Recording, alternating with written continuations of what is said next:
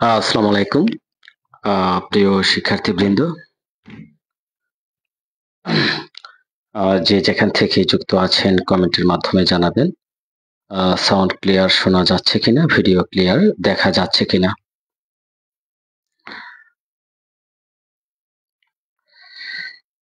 কে কোন জেলা থেকে যুক্ত আছেন কমেন্ট করবেন। সাউন্ড ক্লিয়ার শোনা যাচ্ছে কিনা এবং ভিডিও ক্লিয়ার দেখা যাচ্ছে কিনা কমেন্ট করবেন। আমরা কিছুক্ষণের মধ্যে আজকের আলোচনা আমরা শুরু করতে যাচ্ছি। আমাদের আজকের আলোচনার বিষয় হচ্ছে দেওয়ানি কার্যবিধি 1908।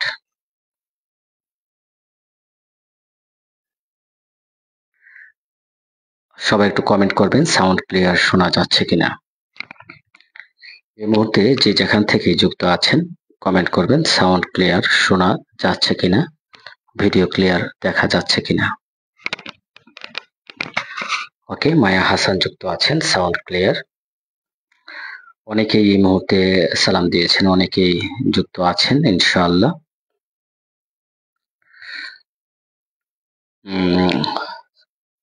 সুনামগঞ্জ থেকে ইসমাইল হোসেন যুক্ত আছেন, আমরা দেখতে পাচ্ছি। এই মুহূর্তে যে যেখান থেকে যুক্ত আছেন সবার কাছে অনুরোধ থাকবে ভিডিওটি বিভিন্ন গ্রুপে শেয়ারের মাধ্যমে সবাইকে দেখার সুযোগ করে দিবেন।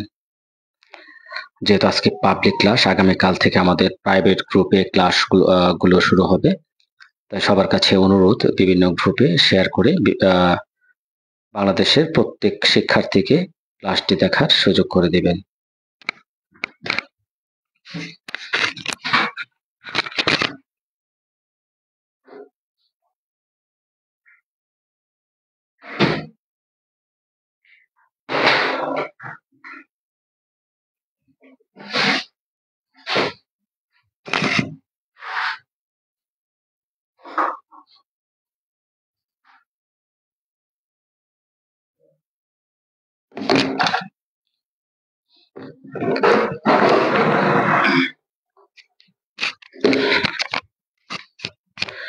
আসসালামু আলাইকুম প্রিয় বার কাউন্সিল এমসিকিউ পরীক্ষার্থীবৃন্দ। পরবর্তী বার কাউন্সিল এমসিকিউ পরীক্ষায় যে সকল শিক্ষার্থী অংশগ্রহণ করতে যাচ্ছেন সবাইকে জানাচ্ছি দুরন্ত ল একাডেমির পক্ষ থেকে আমি অ্যাডভোকেট আশরাফুল আলম অনেক অনেক প্রীতি এবং শুভেচ্ছা। এবং সেই সাথে আগামীকাল সকাল 9 ঘটিকায় অনুষ্ঠিত হতে যাওয়া বার কাউন্সিল লিখিত পরীক্ষায় যারা অংশগ্রহণ করতে যাচ্ছেন সেই সকল শিক্ষার্থীদের জন্য রইল অনেক অনেক দোয়া এবং শুভকামনা। এই মুহূর্তে যে যেখান থেকে যুক্ত আছেন সবার কাছে অনুরোধ থাকবে বিভিন্ন গ্রুপে ভিডিওটি শেয়ারের মাধ্যমে আমাকে অনুপ্রাণিত করবেন এবং আমাদের এই স্পেশাল ব্যাচে যে সকল শিক্ষার্থী যুক্ত হতে যাচ্ছেন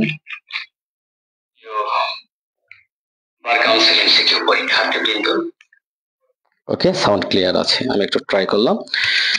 হ্যাঁ, সবাই একটা করে শেয়ার করে দিবেন। আমরা আজকে এই ভিডিওর মাধ্যমে আলোচনা করব দেওয়ানি কার্যবিধি। আমরা দেওয়ানি কার্যবিধি দিয়ে শুরু করব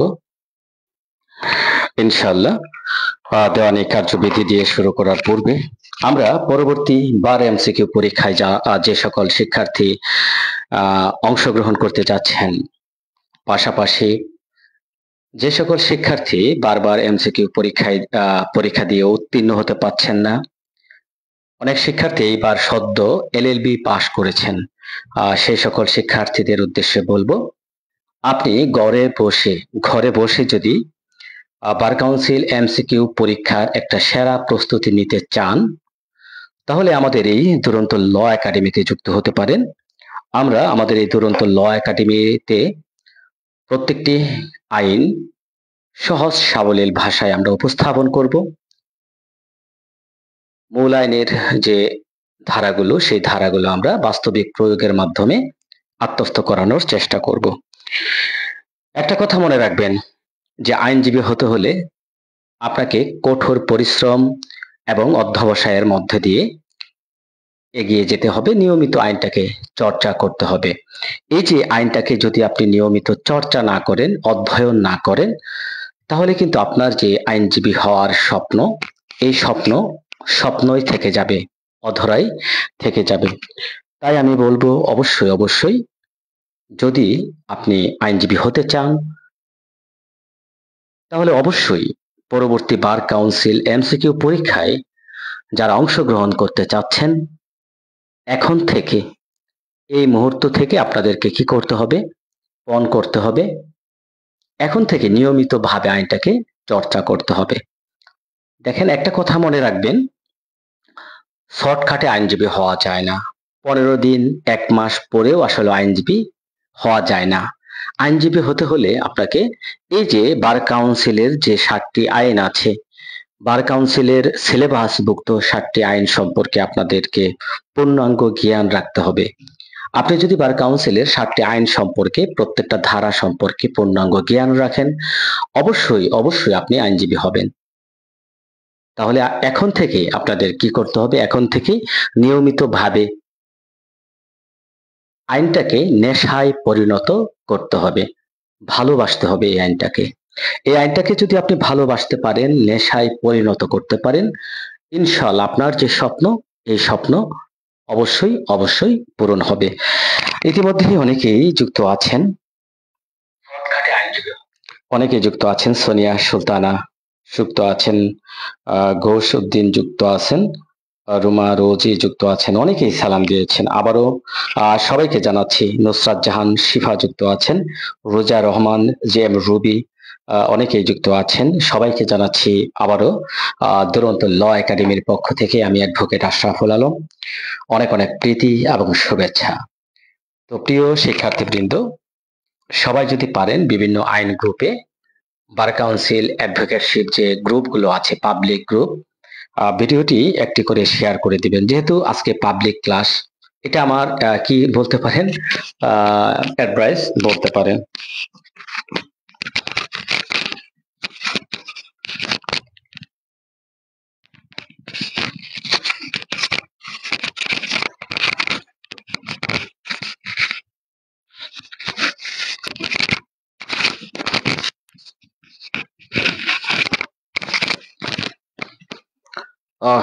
তো প্রিয় ভবিষ্যৎ আইনজীবীগণ, হ্যাঁ অনেকেই যুক্ত আছেন, অনেকেই শেয়ার দিয়েছেন, অসংখ্য অসংখ্য ধন্যবাদ জানাচ্ছি সবাইকে।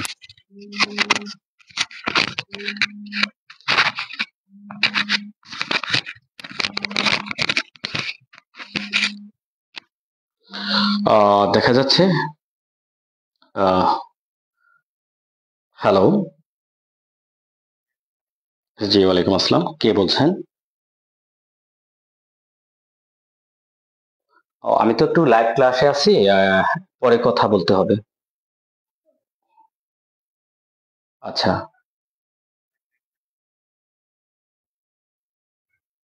জি জি,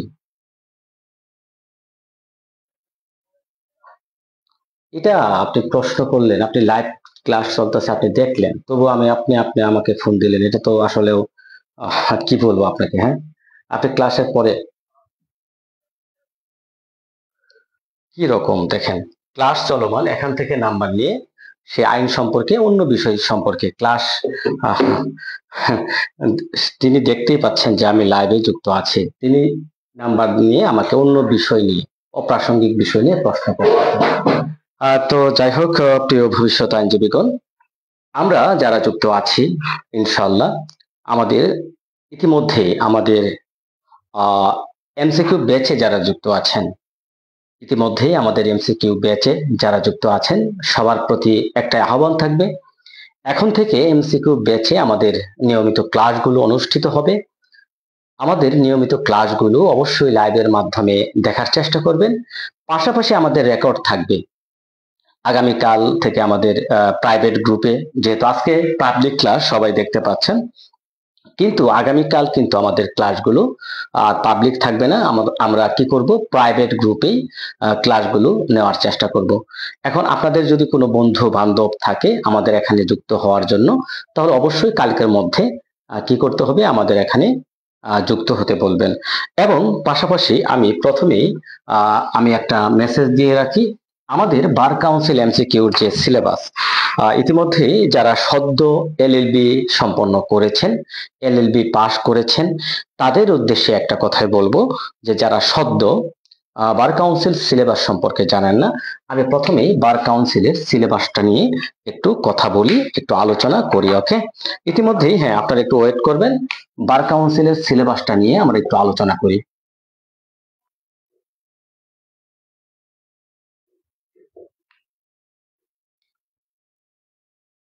বার কাউন্সিলের সিলেবাস দেখেন, আমরা এই বাংলাদেশ বার কাউন্সিলের সিলেবাসের মধ্যে 60টি আইন আছে, এটা আমরা সবাই ইতিমধ্যেই জানি।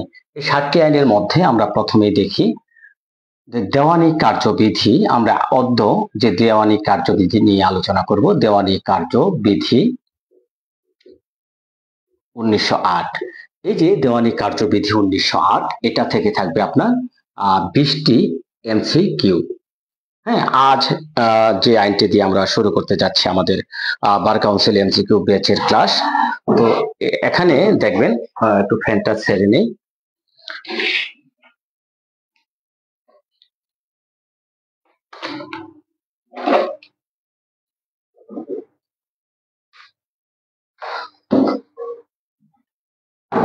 হ্যাঁ, যা বলছিলাম যে আমাদের দেওয়ানি কার্যবিধি 1908 থেকে থাকবে এখানে 20টি এমসিকিউ। তারপরে দেখেন বড় আইনগুলো আমি শেষ করি। প্রথমে ফৌজদারি কার্যবিধি, ফৌজদারি কার্যবিধি এই আইন থেকে থাকবে 20টি এমসিকিউ। তারপরে দেখেন পেনাল কোড 1860, এই আইন থেকেও থাকবে 20টি এমসিকিউ। তারপরে আমরা ছোট আইনের দিকে যাব। 4 নম্বরে দেখেন আমরা সাক্ষ্য আইন রাখবো, সাক্ষ্য আইন,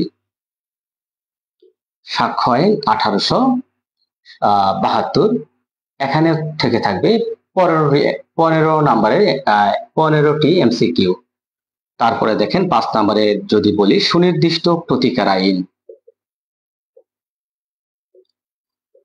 সুনির্দিষ্ট প্রতিকার আইন, আইন এখান থেকেও থাকবে 10টি। তারপরে হচ্ছে 6 নাম্বার তামাদি আইন 1908,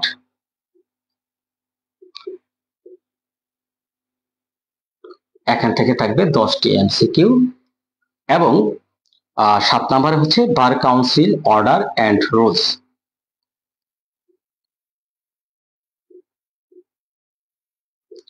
এখান থেকে থাকবে 5টি এমসিকিউ। এই যে দেখেন এখানে হ্যাঁ অনেকে যুক্ত আছেন, যে যেখান থেকে যুক্ত আছেন যদি পারেন এই ভিডিওটি বিভিন্ন গ্রুপে একটু শেয়ার করে দিবেন। ওকে, বিভিন্ন গ্রুপে, ওকে, বিভিন্ন গ্রুপে একটু শেয়ার করে দিবেন। দেখেন এখানে দেখেন 3×20=60, 75, 85, 95, 5, 100, এই 100 নাম্বারের এমসিকিউ প্রশ্ন থাকবে। এখান থেকে দেখেন এই যে এটাই হচ্ছে বার কাউন্সিলের সিলেবাস। যে সকল শিক্ষার্থী বার কাউন্সিলের সিলেবাস সম্পর্কে জানেন না, যেহেতু আমরা নতুন করে শুরু করতে যাচ্ছি, আজ থেকে আমাদের বার কাউন্সিলের পরবর্তী যে এমসিকিউ পরীক্ষা অনুষ্ঠিত হবে, সেই পরীক্ষার জন্য আমরা আজ থেকে যেহেতু আরেকটি জার্নি শুরু করতে যাচ্ছি, পরীক্ষা যতদিন পর্যন্ত না হবে ইনশাল্লাহ আমাদের এই জার্নি অব্যাহত থাকবে। যদি ডিসেম্বরে পরীক্ষা হয় অবশ্যই আমরা এই প্রত্যেকটা আইন ইনশাল্লাহ 2বার করে রিভিশন করব, 2বার করে আপনাদেরকে ক্লাস করাবো। তারপরে দেখা যাচ্ছে যদি আরো পরীক্ষা দেরি হয়, হ্যাঁ, যেহেতু আমাদের ইতিমধ্যেই শুনতে পাচ্ছি বার কাউন্সিল ডিসেম্বরের মধ্যেই নাকি আরেকটা পরীক্ষা নিবেন। এখন বার কাউন্সিল যদি দেখা যাচ্ছে ডিসেম্বরের মধ্যেই আরেকটা পরীক্ষা নেন 2025 সালের, তাহলে আমরা এই যে 60টি আইন আমাদের স্পেশাল ব্যাচে এই 60টি আইন 2বার করে রিভিশন করব এবং অনেক পরীক্ষা আমাদের এখানে অনুষ্ঠিত হবে, সাপ্তাহিক পরীক্ষাগুলো। ইনশাল্লাহ আপনারা যারা যুক্ত থাকবেন আশা করব সেরা একটা প্রস্তুতি আপনাদের ইনশাল্লাহ হয়ে যাবে। ওকে, তো দেখেন এখানে বার কাউন্সিলের সিলেবাসের মধ্যে এই যে বড় 3টি আইন থাকে, বড় 3টি আইন দেওয়ানি কার্যবিধি, ফৌজদারি কার্যবিধি এবং পেনাল কোড, প্রত্যেকটা আইন থেকে থাকে 20টি করে এমসিকিউ, অর্থাৎ 60। 60 নম্বরের 60টি এমসিকিউ এখান থেকেই থাকে। এবং পরবর্তী দেখেন ছোট যে 4টি আইন, এই যে ছোট 4টি আইন এখান থেকে থাকে 40 নম্বরের। দেখেন 15 এবং 5 20 এবং 10 10 20, এ হচ্ছে 40। তো এই যে 40 নম্বরের এমসিকিউ এখান থেকে থাকে, ছোট থাকে। এখন দেখেন আমরা পূর্বে যে বিষয়গুলো দেখেছি যে এই ছোট আইনগুলো ভালোভাবে পড়লেই কিন্তু একজন শিক্ষার্থী এমসিকিউ পরীক্ষায় পাশ করতে পারতেন, কিন্তু এখন কিন্তু তা উল্টোটা হয়ে গেছে। উল্টো উল্টো বলবো কেন, কেন এটা নিয়ে বলবো। এমডি মুরাদ সাহেব যুক্ত আছেন। স্যার আমি আপনার ছাত্র, আগামীকাল শনিবার লিখিত পরীক্ষা দিব, দোয়া করবেন। ইনশাল্লাহ অবশ্যই অবশ্যই এমডি মুরাদ সাহেব, দোয়া থাকবে আপনাদের জন্য। যারা লিখিত পরীক্ষা দিবেন আগামীকাল, সবার জন্য রইল অনেক অনেক শুভকামনা, দোয়া। হ্যাঁ, আপনি আমার এই লাইভ থেকে লিভ নিয়ে নেন এবং আপনি মনে করবো যারা লিখিত পরীক্ষা দিবেন আজ 11টা ঘটিকার মধ্যে ঘুমিয়ে পড়বেন। আজকে সারা রাত ভালো করে ঘুমটা যেন আপনার ভালো হয়, এবং ঘুম থেকে উঠে আপনারা সবাই 1 ঘন্টা আগে পরীক্ষার হলে যাওয়ার চেষ্টা করবেন। আরেকটা উপদেশ বা পরামর্শ আপনাদেরকে দিয়ে দিচ্ছি, পরীক্ষার হলে যাওয়ার পরে আপনার নাম, রোল নাম্বার, তারিখ যা যা আছে এগুলো সুন্দরভাবে পূরণ করার পরে, প্রশ্নটি পাওয়ার পরে প্রশ্নটা আপনি 10 মিনিট ভালোভাবে প্রত্যেকটা প্রশ্ন পড়বেন। প্রত্যেকটা প্রশ্ন পড়ার পর দেখা যাচ্ছে আপনি কোন প্রশ্নগুলো ভালো পারেন, সবার প্রথম যে প্রশ্নটা সবচেয়ে ভালো পারেন সেটা দেওয়ার চেষ্টা করবেন। এবং আরেকটি পরামর্শ হচ্ছে, অবশ্যই অবশ্যই আপনারা কি করবেন, 100 নম্বরের উত্তর করে আসার চেষ্টা করবেন। এটা করতে হবে 4 ঘন্টার মধ্যে, অবশ্যই 100 নম্বরের উত্তরটা করে আসতে হবে। কারণ অনেক শিক্ষার্থী ইতিমধ্যে আমরা জানি গতবার যে ফেল করার অধিক কারণ হচ্ছে তারা ফুল উত্তর করতে পারেনি, 100 নম্বরের ফুল আনসার করতে পারেনি তারা, 70 80। তাহলে 20 নম্বরের উত্তরই যদি আপনি নাই করেন, তাহলে 20 নম্বর থেকে তো 1 নম্বরও পাচ্ছেন না। কোনো মতো যদি লিখে দিয়ে আসতেন হয়তো বা 4 5 পেয়ে যেতেন। তাই আমি বলবো অবশ্যই অবশ্যই চেষ্টা করবেন যেন ফুল উত্তর আপনারা করতে পারেন। ওকে, তাহলে যারা লিখিত পরীক্ষার্থী তাদের প্রতি একটাই উপদেশ, একটাই পরামর্শ, আজ রাত 11 ঘটিকার মধ্যেই নিদ্রায় চলে যাবেন, ঘুমিয়ে যাবেন এবং ফজরের নামাজের সময় উঠে নামাজ পড়বেন, আল্লাহর কাছে দোয়া করবেন এবং 7টা পর্যন্ত সবাই চেষ্টা করবেন একবার রিভিশন করা। কোনগুলো, শুধুমাত্র যে সকল ধারাগুলো থেকে লিখিত পরীক্ষায় প্রশ্ন হয় ধারাগুলো শুধু একবার দেখে নেবেন এবং 1 ঘন্টা আগে পরীক্ষার হলে যাওয়ার চেষ্টা করবেন। এটি হচ্ছে পরামর্শ। এবং মাথাটা ঠান্ডা রাখবেন, কোনো কি করা যাবে না, টেনশন করা যাবে না। টেনশন মুক্ত থেকে ঠান্ডা মাথায় রিল্যাক্সে পরীক্ষা দিবেন ইনশাআল্লাহ। আর আমাদের দুরন্ত ল একাডেমিতে যারা যুক্ত ছিলেন প্রায় 160-এর অধিক, 160-70, ইনশাআল্লাহ আমি মনে করি তারা সবাই ইনশাআল্লাহ ভালো একটা পরীক্ষা দিবে, ভালো রেজাল্ট হবে ইনশাআল্লাহ। তো ওকে, অনেকে যুক্ত ছিলেন ইনশাআল্লাহ। আমরা যারা যুক্ত আছেন এই মুহূর্তে সবার কাছে একটাই বলবো, ভিডিওটি আজকেই পাবলিক, আগামী কাল থেকে আমরা প্রাইভেট গ্রুপে ক্লাস করব। আজকে দেওয়ানি কার্যবিধির ক্লাস হবে, তার পূর্বে আমি আপনাদেরকে কি একটা প্রথমে আমরা সিলেবাস সম্পর্কে আইডিয়া নিচ্ছি, কারণ আমাদের এমসিকিউ এর নতুন ব্যাচের যাত্রা শুরু হলো। ডিসেম্বরে যদি পরীক্ষা হয় আমরা ইনশাল্লাহ সেরা একটা প্রস্তুতি যেন হয় সেই দিকে, সেই লক্ষ্যে এগিয়ে যাব। আরেকটা বিষয় বলে নিচ্ছি, আজকে যেহেতু পাবলিক ক্লাস একটু কথা বেশি হবে, কারণ আমাদের তো অ্যাডভাইসের দরকার আছে, ছাত্র দরকার আছে, এটা তো সবাই জানেন। তো এখানে বাংলাদেশের যে কোনো প্রান্তে বসে কিন্তু আপনি কি করতে পারবেন, ক্লাস করতে পারবেন। আর আমাদের স্পেশাল ব্যাচের অন্যতম যে লক্ষ্যটা, যে সকল শিক্ষার্থী বারবার ফেল করেন, বারবার এমসিকিউ পরীক্ষা দিয়েও উত্তীর্ণ হতে পারেন না, তারা ইনশাআল্লাহ আমাদের এখানে যুক্ত হতে পারেন। দেখেন, অফলাইন এবং অনলাইন দুইটার মধ্যে একটা বিষয় খেয়াল করবেন, এই দুইটার মধ্যে উপকার কোনটাই বেশি?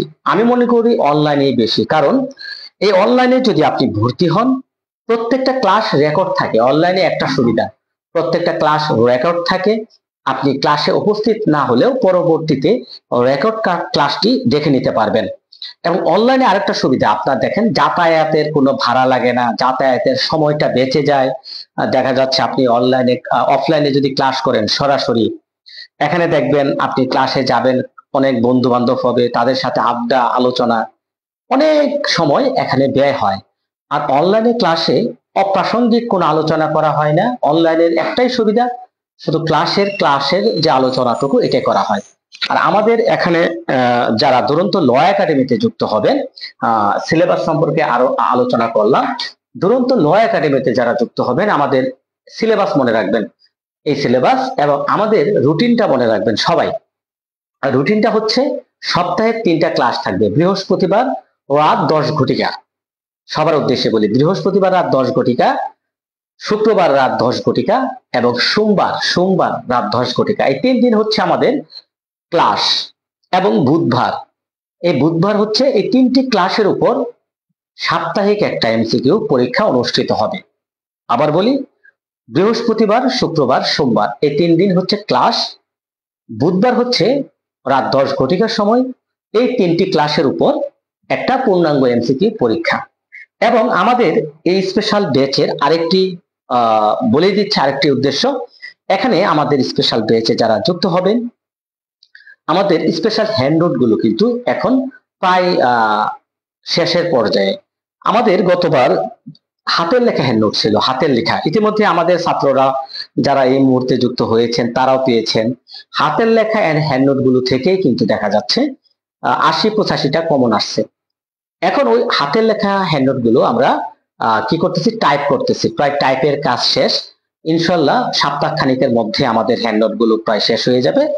আমি চাচ্ছি এবার আমি একটা দুরন্ত ল একাডেমি থেকে একটা এমসিকিউ বই প্রকাশ করব, এবং যারা আমাদের এই স্পেশাল ব্যাচে যুক্ত হবেন তাদের জন্য এই বইটা বা এই যে আমরা হ্যান্ডআউট গুলো প্রকাশ করব, এই হ্যান্ডআউট গুলো তাদের জন্য ফ্রি থাকবে, ফ্রি। হ্যাঁ, যে হ্যান্ডনোটটা থেকে, শুধু হাতের লেখা হ্যান্ডনোট থেকে গতবার 80+ কমন আসছে, সেই হ্যান্ডনোটটা আমরা আরো আপডেট করে টাইপের মাধ্যমে আমরা একটা বই আকারে প্রকাশ করতে যাচ্ছি। এবং আমাদের স্পেশাল ব্যাচে যারা যুক্ত হবে তাদের জন্য সেই হ্যান্ডনোটটি ফ্রি থাকবে। ওকে, তো আমাদের নিয়মটা কি বলে দিলাম। আমাদের নিয়ম হচ্ছে সপ্তাহে 3টি ক্লাস, একটি পরীক্ষা। এবং এখানে যারা দেখা যাচ্ছে দুর্বল শিক্ষার্থী, যারা আইনটা ভালোভাবে বুঝেন না, তাদেরকে আলাদা কেয়ারও করা হবে। আমাকে সরাসরি নক করতে পারবেন, আলোচনা করতে পারবেন, নো প্রবলেম। আমি চাচ্ছি গতবারের ধারাবাহিকতায়, গতবার কিন্তু আমাদের এখানে 80+ শিক্ষার্থী, 80%-এর উপর শিক্ষার্থী পাশ করছে, তারই ধারাবাহিকতায় আমরা যেন এইবার 100-এ 100 যেতে পারি।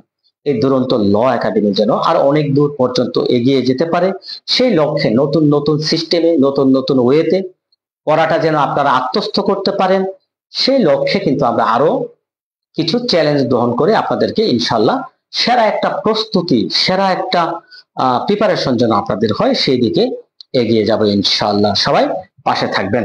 স্যার, আমি এলএলবি প্রথম বর্ষ 2025 এর, আমি কি প্রাইভেট ক্লাসে ভর্তি হতে পারবো? হ্যাঁ, যারা আইনের শিক্ষার্থী, আইনটাকে জানার জন্য সবাই ভর্তি হতে পারবে, এখানে নো প্রবলেম।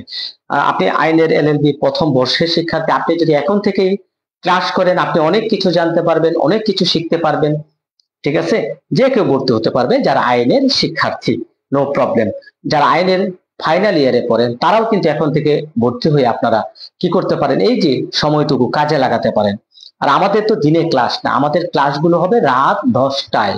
প্রত্যেকটি ক্লাস গ্রুপে থাকবে। আপনাদের যদি ভর্তি নিয়ে কোনো প্রশ্ন থাকে কমেন্টে করতে পারেন। শ্রীনগর থেকে সোনালী রূপালী যুক্ত আছেন, অজয়শীল শেয়ার দেওয়ার জন্য ধন্যবাদ জানাচ্ছি, এবং অজয়শীলকে অনেক অনেক শুভকামনা জানাচ্ছি। তিনি পাশ করেছেন আরটিপি পরীক্ষায়। হ্যাঁ, টেক্সাস বারের পরীক্ষায় তিনি পাশ করেছেন, লিখিত পরীক্ষায়। আপনার ভাইবা আরো সহজ সুন্দর হোক, শুভকামনা জানাচ্ছি। স্যার, যদি কিছু মনে না করেন একটা পরামর্শ প্রদান করেন। হ্যাঁ, পরামর্শ কি প্রদান করবো? আমি আইনজীবী ভাইবা পরীক্ষার জন্য কিভাবে প্রস্তুতি নিতে পারে? আপনি তো ইতিমধ্যেই আপনার 99% পাস, লিখিত পরীক্ষায় পাস করছেন, এখন ভাইবার জন্য প্রস্তুতি কিভাবে নেবেন, ভাইবার জন্য কি করবেন, কি করবেন, হ্যাঁ, এটা নিয়ে আপনি আমাকে হোয়াটসঅ্যাপে নক দিবেন, আমি আপনাকে প্রাইভেট ভাবে সেই বিষয়টা বলবো। ওকে, অজয়শীল আমার অনেক অনেক কাছের একজন লোক, তার বাড়ি হচ্ছে সিলেট। তিনি এইবার এমসিকিউ পরীক্ষায় আমাদের সাথে ছিলেন। আসলে 1-2 মাসে আইনজীবী হওয়া যায় না, তিনি আসলে যুক্ত ছিলেন আমার 1 বছরের। কিন্তু তিনি কি করলেন জানেন, 1 বছরে যুক্ত হওয়ার পরেও তিনি 1 মাস ক্লাস করছেন মাত্র। পরীক্ষার নোটিশ দেওয়ার পরে, পরীক্ষার নোটিশ দেওয়ার পরে তো 1 মাসে পরে আসলে আইনজীবী হওয়াটা কঠিন। আইনজীবী হতে হলে প্রথমে একটা কথা বললাম, কঠিন অধ্যবসায়ে যেতে হবে। আপনারা রাগ করতেছেন? প্রথম ক্লাসটা একটু আলোচনা বেশি হবে, হ্যাঁ, একটু আলোচনা হবে, কারণ আগামীকাল হচ্ছে বহুল কাঙ্ক্ষিত সেই লিখিত পরীক্ষা বার কাউন্সিলের। ইনশাল্লাহ লিখিত পরীক্ষা আমাদের যারা স্টুডেন্ট ছিলেন, আমি আশা করি ইনশাল্লাহ তারা সবাই ভালো ফলাফল করবেন। লিখিত পরীক্ষায় এমসিকিউর পরে আমার এখানে আসলেও আমি অবিশ্বাস্য ভাবে আমাকে এখানে কি বলবো, আমি যে আশাটা করেছিলাম তার চেয়েও প্রত্যাশা বেশি, যে প্রত্যাশা করেছিলাম তার চেয়ে অনেক বেশি সংখ্যক শিক্ষার্থী আমার এখানে যুক্ত হয়েছিল। পাশাপাশি প্রত্যেকটা আইন 2বার করে রিভিশন দিয়েছি তাদের জন্য। ইনশাল্লাহ আমি মনে করি প্রত্যেকটা শিক্ষার্থী এখানে 100% পাস করবেন। ওকে ওকে, অনেকে যুক্ত আছেন। এমডি মোজাম্মেল হক, আপনি তো লিখিত পরীক্ষার্থী ভাই, লিভ নিয়ে নেন এবং আপনি রাতে ঘুমিয়ে পড়েন। আগামীকাল যেন আপনার পরীক্ষাটা অনেক সহজ হয়, সুন্দর হয়, সেই জন্য দোয়া রইল, শুভকামনা রইল। আর রেজাউল করিম জিয়ান, স্যার আমি ভর্তি হতে চাই।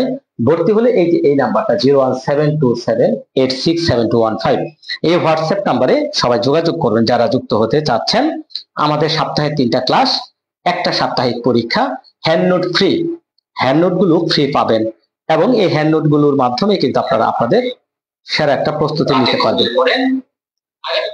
ওকে, তো প্রিয় ভবিষ্যৎ আইনজীবীগণ, আর একটু সামারি করে দিচ্ছি। দেওয়ানি কার্যবিধি 1908 থেকে থাকে 20টি এমসিকিউ, ফৌজদারি কার্যবিধি থেকে থাকবে 20টি এমসিকিউ, প্যানাল কোড 1807 থেকে থাকবে 20টি এমসিকিউ এবং সাক্ষ্য আইন 1872 থেকে থাকবে 15টি, সুনির্দিষ্ট প্রতিকার আইন থেকে থাকবে 10টি, তামাদি আইন থেকে থাকবে 10, বার কাউন্সিল অর্ডার থেকে থাকবে 5। এই হচ্ছে মোট 100 নম্বরের এমসিকিউ পরীক্ষা অনুষ্ঠিত হয়।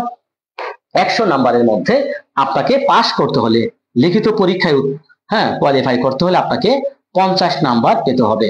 পাশাপাশি এখানে 4টি যদি ভুল হয় আপনার প্রাপ্ত নাম্বার থেকে 1 নাম্বার কর্তন করা হয়ে থাকে।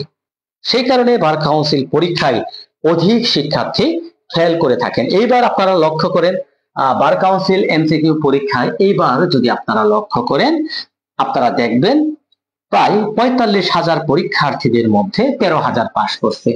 তাহলে আবার অনেকেই বলে পরীক্ষা অনেক এইবার সহজ হয়েছে, এইবার নাকি পরীক্ষা অনেক সহজ হয়েছে। তাহলে সহজ হলে তো সবাই পাস করতো, পাস করেনি কেন? পাস না করার একটাই কারণ, এমসিকিউ পরীক্ষায় পাস না করার একটাই কারণ, নিয়মিত ভাবে পড়ালেখা না করা।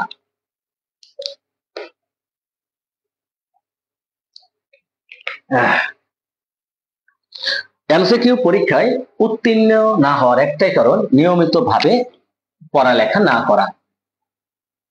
আমরা আজকে আলোচনা করব দেওয়ানি কার্যবিধি, সিপিসি। দেওয়ানি কার্যবিধি, সবাই কমেন্ট করবেন দেওয়ানি কার্যবিধি কত সালের আইন।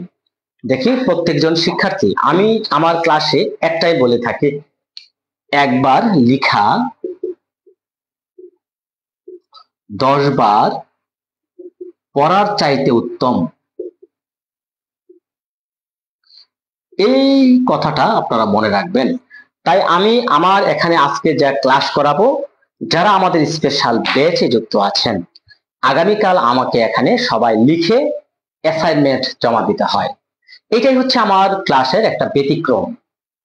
অনেক নামি দামি কোচিং আছেন, কিন্তু আমি এই ক্ষুদ্র কোচিং এ একটা বিষয় উপলব্ধি করতে পেরেছি, যে সকল শিক্ষার্থী আইনটা লিখে পড়ার পাশাপাশি আইনটাকে লিখতে পারে তারা ইনশাল্লাহ পাস। তাই আমি এখানে আমাদের নিয়ম যে হচ্ছে, একবার লিখা 10 বার পড়ার চাইতে উত্তম। এই কথার মানে হচ্ছে, আপনি যদি একটা আইন বারবার বারবার পড়ে থাকেন, বারবার পড়ার চাইতে একবার লিখলে সেটা আপনার মেমোরিতে নিতে পারবেন বেশি। মেমোরিতে আপনার কি থাকবে, সেটা বেশিক্ষণ স্থায়ী থাকবে। তো তাই বলবো, আমাদের আজকে যা ক্লাস অনুষ্ঠিত হবে, আগামীকাল প্রত্যেক শিক্ষার্থীকে অ্যাসাইনমেন্ট হিসেবে সেটা আমাকে জমা দিতে হবে। ঠিক আছে? তো প্রিয় ভবিষ্যৎ আইনজীবীগণ, ক্লাস শুরু করব দেওয়ানি কার্যবিধি 1908। ইতিমধ্যেই অনেকেই সঠিক উত্তর দিয়েছেন, সবাইকে সবাইকে ধন্যবাদ জানাচ্ছি সঠিক উত্তর দেওয়ার জন্য। তবে পাশাপাশি আমি ক্লাসটা শুরু করার পূর্বে আরেকবার অনুরোধ করব, যেহেতু পাবলিক ক্লাস, সবাই একটা করে বিভিন্ন গ্রুপে একটু শেয়ার করে দেওয়ার জন্য। সবাই কৃপণতা না করে বিভিন্ন গ্রুপে শেয়ার করি। যারা আগামীতে বার কাউন্সিল পরীক্ষায় অংশগ্রহণ করতে যাচ্ছেন, এমসিকিউ পরীক্ষায়, তাদেরকে মেনশনও করতে পারেন, তারা যেন ক্লাসটি দেখতে পারে। আরেকটি বিষয়, আমরা ক্লাসের পড়াটা ইনশাআল্লাহ ক্লাসে শেখানোর চেষ্টা করি। ক্লাসের পড়াটা যেন ক্লাসে শিক্ষার্থী আত্মস্থ করে ফেলতে পারে। ওকে, তাহলে দেওয়ানি কার্যবিধি হচ্ছে 1908 সালের আইন। দেওয়ানি কার্যবিধি কত নং আইন বলেন তো? দেওয়ানি কার্যবিধি 1908 সালের কত নং আইন? সবাই বলবেন, কমেন্ট করবেন। একবার লেখা 10 বার পড়ার চাইতে উত্তম। এলএলবি হেনা যুক্ত আছেন 5 নাম্বার। ঠিক আছে, ওকে, আমরা ইতিমধ্যেই পেয়ে গেলাম সেই উত্তর। জয়নাল আবেদিন যুক্ত আছেন। ওকে ওকে, প্রিয় ভবিষ্যৎ আইনজীবীগণ, হ্যাঁ, দেওয়ানি কার্যবিধি 1908 সালের 5 নং আইন একদম শিখে ফেলবেন সবাই।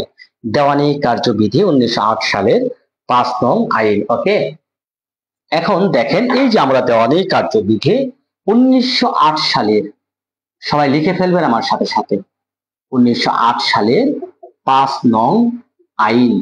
এই যে আমরা দেওয়ানি কার্যবিধি আলোচনা করতেছি, এই আইনটা সর্বপ্রথম কোডিফাইড হয় কত সালে? সর্বপ্রথম প্রশ্ন হতে পারে, দেওয়ানি কার্যবিধি সর্বপ্রথম কত সালে কোডিফাইড হয়? এই যে আমাদের দেওয়ানি কার্যবিধি সর্বপ্রথম কোডিফাইড হয় 1859 সালে। 1859 সালে। কত সালে? সবাই লিখে রাখবেন। কোডিফাইড বা বিধিবদ্ধ বা কোডিফাইড হয় কত সালে? 1859 সালে। এবং আমাদের এই 1859 সালের যে দেওয়ানি কার্যবিধি, এই 1859 সালের দেওয়ানি কার্যবিধিটা, এই বিধিটা কার্যকর হয় কত সালে দেখি? 1859 সালের দেওয়ানি কার্যবিধি কত সালে কার্যকর হয়? অজয়শীল প্রত্যেকটা প্রশ্নের উত্তর দেওয়ার চেষ্টা করবেন কমেন্টে। হ্যাঁ, আপনার জন্য অনেক অনেক শুভকামনা, এইবার যেন আপনার আর মিস না হয়। সিরিন সুলতানা যুক্ত আছেন 1859 সালে। Very good. শিমু সুলতানা যুক্ত আছেন, আলহামদুলিল্লাহ, অনেকেই যুক্ত আছেন ইতিমধ্যেই দেখতে পাচ্ছি। হ্যাঁ, সবাই কমেন্ট করবেন, সবাই কমেন্ট করবেন, ইনশাআল্লাহ আমরা সেই লক্ষ্যে এগিয়ে যাচ্ছি। আমরা অনেকদিন একটা বিরতির মধ্যে ছিলাম। এই দীর্ঘ বিরতির পরে আমরা আবারও আমাদের এমসিকিউ জার্নি ইনশাআল্লাহ শুরু করেছি। আশা করি আমাদের এই জার্নি যতদিন পর্যন্ত না পরীক্ষা অনুষ্ঠিত হবে, ততদিন পর্যন্ত আমাদের এই এমসিকিউ জার্নির ক্লাসগুলো চলমান থাকবে, অব্যাহত থাকবে। ওকে, এবং আপনাদের ইনশাআল্লাহ আশা করি আপনাদের একটা কি হবে, সেরা একটা আপনাদের ইনশাআল্লাহ প্রস্তুতি হবে। আপনারা প্রথম ধাপে আমাদের যারা এই গ্রুপে যুক্ত আছেন, আমি মনে করি ইনশাআল্লাহ আপনাদের প্রথম ধাপেই যে আপনার স্বপ্ন, সেই স্বপ্নটা পূরণ হবে আলহামদুলিল্লাহ। সবাই বলি আলহামদুলিল্লাহ। ওকে, ভেরি গুড, ভেরি গুড। যারা যুক্ত আছেন, দেখেন অনেকেই এই প্রশ্নটার উত্তর দিতে পারেননি। 1859 সালের যে আইনটা, দেওয়ানি কার্যবিধি, এই আইনটা কার্যকর হয় 1862 সালে। 1862 সালে। 1859 সালের যে আইনটি, এটা কার্যকর হয় 1862 সালে। মায়া হাসান, 158টি ধারা, 51টি আদেশ, 5টি তফসিল, 3টি বলবৎ আছে স্যার, 2টি বাতিল। কার্যকর হয় 1909 সালের 1 জানুয়ারি। ভেরি গুড এমডি মায়া হাসান, চমৎকার। তাহমিনা ইসলাম 1909 সালে। হ্যাঁ, দেখেন প্রশ্ন কিন্তু ভুল করা যাবে না। যদি প্রশ্ন হয় 1859 সালের যে দেওয়ানি কার্যবিধি, এই যে দেওয়ানি কার্যবিধি, এটা কত সালে কার্যকর হয়, তাহলে উত্তর কি হবে? উত্তর হবে 1862 সালে। 1859 সালের যে দেওয়ানি কার্যবিধি, এই আইনটা কি হয়? কার্যকর হয় 1862 সালে। ওকে, তো এখন দেখেন, এই যে 1908 সালের যে দেওয়ানি কার্যবিধি, এটা 1909 সালের 1 জানুয়ারি। 1909 সালের 1 জানুয়ারি কার্যকর হয়। ঠিক আছে, অনেকেই উত্তর দিয়েছেন এটা, অনেকেই উত্তর দিয়েছেন এটা, এটা হবে না। অনেকেই যে উত্তর দিয়েছেন এটা, এটা হবে না। আলহামদুলিল্লাহ, আলহামদুলিল্লাহ, অনেকে আলহামদুলিল্লাহ বলেছেন। ইনশাআল্লাহ সেরা একটা প্রস্তুতি আপনাদের হবে। ওকে, এখন দেখেন দেওয়ানি কার্যবিধি সর্বশেষ সংশোধন হয় কত সালে? ইতিমধ্যে আমরা জানি দেওয়ানি কার্যবিধির 100 কতটি ধারা আছে? 158টি ধারা, আদেশ 51টি, তফসিল 5টি। 51টি ধারা, 158টি ধারা, 51টি আদেশ আসছে। এখন একটু বলবেন তো, এই যে আমাদের দেওয়ানি কার্যবিধি সর্বশেষ সংশোধিত হয় কত তারিখে, কত সালে? কত সালে দেওয়ানি কার্যবিধি সর্বশেষ সংশোধন? দেখি কে পারেন।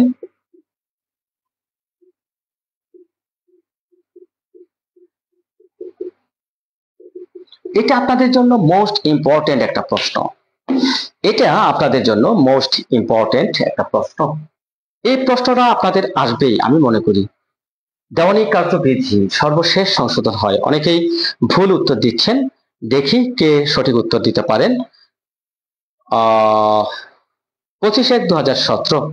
অনেকেই 17 সাল বলতেছেন, কিন্তু না, দেওয়ানি কার্যবিধি কিন্তু আমাদের সর্বশেষ সংশোধন হয় 2025 সালে। ভেরি গুড জেম রুবি, 2025 সালে। ভেরি গুড জেম রুবি। আমরা জেম রুবির জন্য একটা দুরন্ত ল একাডেমির পক্ষ থেকে কি করব, একটা স্বাগতম জানাবো। রেজাউল করিম রিয়াদ, 2025 সালে আমরা এই দেওয়ানি কার্যবিধি সংশোধন হয়। ওকে, রোজা রহমান, সেটা ছিল এখন 2025 সালে ধরতে হবে। হ্যাঁ, 25 সালে। ওকে, তাহলে দেখেন এই যে দেওয়ানি কার্যবিধি, এটা কি মূল আইন নাকি পদ্ধতিগত আইন? আইনের ধরনটা কি?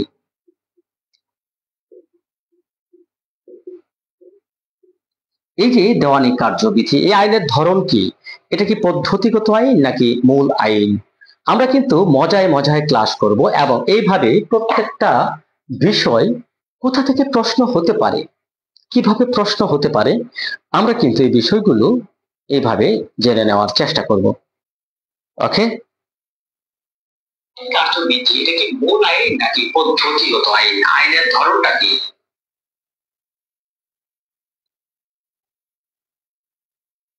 এই দেওয়ানি কার্যবিধি, এই আইনের ধরন কি?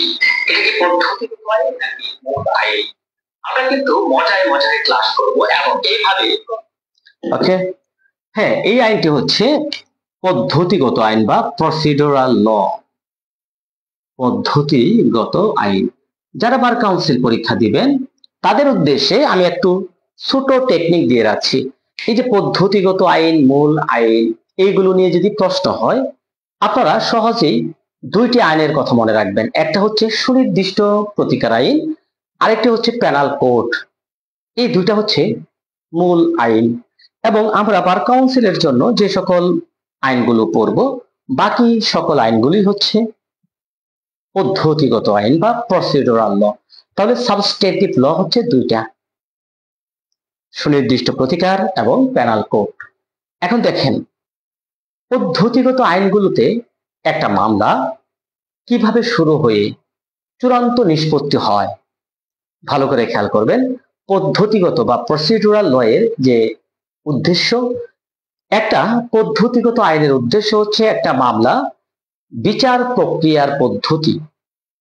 একজন বিচারক একটি মামলা কিভাবে গ্রহণ করবেন, কিভাবে বিচার প্রক্রিয়ায় কি কি পদ্ধতিগুলো আছে, যেমন কিভাবে সমন প্রেরণ করবেন, কিভাবে ওয়ারেন্ট প্রেরণ করবেন, দেখা যাচ্ছে কিভাবে শাস্তি প্রদান করবেন, কিভাবে সাক্ষ্য গ্রহণ করবেন, ইত্যাদি বিভিন্ন প্রকার। অর্থাৎ একটা মোকদ্দমার শুরু থেকে, একটা ফৌজদারি মোকদ্দমা যদি হয়, আপনি লক্ষ্য করবেন, যদি পেনাল কোড ধরি, পেনাল কোড মানে দণ্ডবিধি 1860, এই যে পেনাল কোড 1860, এই আইনটা হচ্ছে মূল আইন বা সাবস্টেটিভ ল।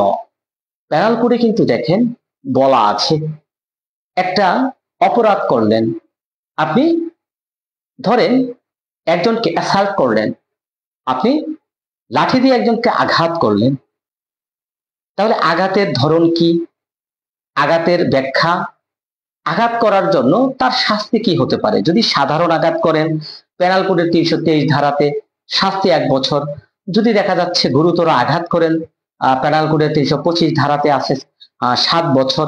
এখন কথা হচ্ছে এই যে পেনাল কোডের যে শাস্তিগুলো, এই শাস্তিগুলো কিভাবে কার্যকর হবে? এই যে শাস্তিগুলো কার্যকরের পদ্ধতি কিন্তু বলা হয়েছে ফৌজদারি কার্যবিধিতে, তাই না?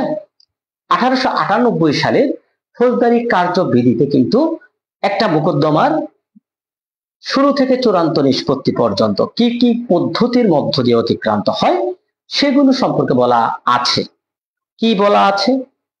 কিভাবে ওয়ারেন্ট হবে, কিভাবে আসামি গ্রেপ্তার হবে, কোথায় মামলা করতে হবে, কিভাবে সাক্ষ্য গ্রহণ করতে হবে, শাস্তি কিভাবে হবে, কোন কারাগারে রাখা হবে, মৃত্যুদণ্ড দিলে কিভাবে কার্যকর হবে, এগুলো কিন্তু পেনাল কোডে বলা নাই, কিন্তু বলা আছে কোথায়? ফৌজদারি কার্যবিধিতে।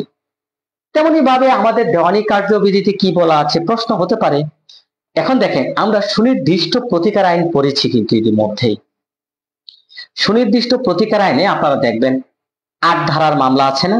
সত্য সাব্যস্ত খাস দখলের মামলা, 9 ধারাতে আছে দখল উচ্ছেদের মামলা, 12 ধারাতে আছে চুক্তি প্রবলের মামলা, 31 ধারাতে আমরা পড়েছি কি দলিল সংশোধনের মামলা, 35 ধারাতে চুক্তি রদের মামলা আমরা পড়েছি, 39 ধারাতে দলিল বাতিলের মামলা, 42 ধারাতে পড়েছি ঘোষণার মামলা, তাই না? এখন এই যে মামলাগুলো, এই মামলাগুলো কি পদ্ধতিতে দায়ের করতে হবে? সুনির্দিষ্ট প্রতিকার আইনে বলা আছে? বলা নাই। ওই মামলাগুলো কিভাবে ডিক্রি হবে, কোন পদ্ধতিতে সাক্ষী হবে, কিভাবে ক্রুক হবে, সম্পত্তি কিভাবে ক্রুক হবে, কিভাবে রিসিভার নিয়োগ হবে, এই পদ্ধতিগুলো কিন্তু বলা আছে কোথায়? বলা আছে আমাদের আজকের আলোচনার মূল বিষয় দেওয়ানি কার্যবিধিতে। সুনির্দিষ্ট প্রতিকার আইনের যে সকল বিষয়, যে সকল মামলা, ওই মামলাগুলো কিভাবে পরিচালিত হবে, কিভাবে কোন পদ্ধতিতে একটা মামলা শুরু থেকে চূড়ান্ত নিষ্পত্তি হবে, এই পদ্ধতি কিন্তু আমরা দেওয়ানি কার্যবিধিতে আলোচনা করব। ওকে, তাহলে প্রাসঙ্গিক বিষয়ে আমরা যে বিষয়টা জানলাম, এখানে দেওয়ানি কার্যবিধি সামারি করে দিচ্ছি, আপনারাও লিখে ফেলবেন একবার করে। 1908 সালের 5 নং আইন দেওয়ানি কার্যবিধি সর্বপ্রথম কোডিফাইড হয় 1859 সালে এবং কার্যকর হয় 1862 সালে। 1908 সালের যে দেওয়ানি কার্যবিধি, এটা কার্যকর হয় 1909 সালের 1 জানুয়ারি। আমাদের এই দেওয়ানি কার্যবিধিতে 158টি ধারা, আদেশ আছে 51টি। এই 51টি আদেশের কিন্তু আবার অনেক বিধি উপবিধি আছে, 5টি তফসিল আছে। সর্বশেষ সংশোধন হয় 2025 সালে। আইনের ধরন, এটা একটা পদ্ধতিগত আইন বা মূল আইন। ওকে, বিগত সালে এখান থেকেই কিছু প্রশ্ন করা হয়েছে, আমি বিগত সালের প্রশ্নগুলো সমাধান করব, উত্তর করে যাবেন কমেন্টে। সর্বপ্রথম কখন সিভিল কোড সংক্রান্ত পদ্ধতিগত আইন কোডিফাইড হয়? সর্বপ্রথম দেখেন প্রশ্নটা দেখেন, 8ম বিজিএস পরীক্ষায় প্রশ্নটা করা হয়েছে। 8ম বিজিএস পরীক্ষায় এই প্রশ্নটা করা হয়েছে। কি প্রশ্ন? সর্বপ্রথম দেওয়ানি কার্যবিধি কোডিফাইড হয় কত সালে?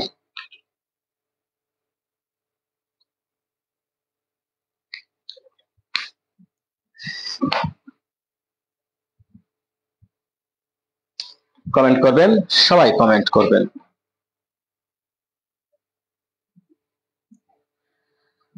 শিরিন সুলতানা, চমৎকার চমৎকার, ভেরি গুড। ওকে, দেখেন আরেকটি প্রশ্ন, 1908 সালে দেওয়ানি কার্যবিধি কার্যকর হয় কত সালে? 1908 সালে দেওয়ানি কার্যবিধি কার্যকর হয় কত সালের কত তারিখে? আরেকটি প্রশ্ন, দেওয়ানি কার্যবিধি কোন ধরনের আইন? এই 3টা প্রশ্ন বিগত সালে করা হয়েছে। ওকে,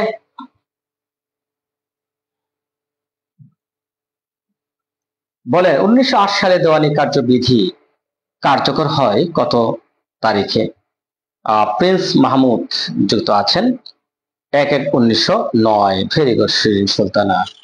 তো প্রিয় ভবিষ্যৎ আইনজীবীগণ, আমরা আজকে এই আলোচনায় প্রথমেই যে বিষয়টি আপনাদেরকে দেখব, জানবো, শেখাবো, আপনারা ইনশাল্লাহ সেই বিষয়টা জেনে নেওয়ার চেষ্টা করবেন। দেখেন, আমরা একটা বিষয় জানবো, দেওয়ানি মোকদ্দমাটা কি? দেওয়ানি প্রকৃতির মোকদ্দমা বলতে কি বোঝায়?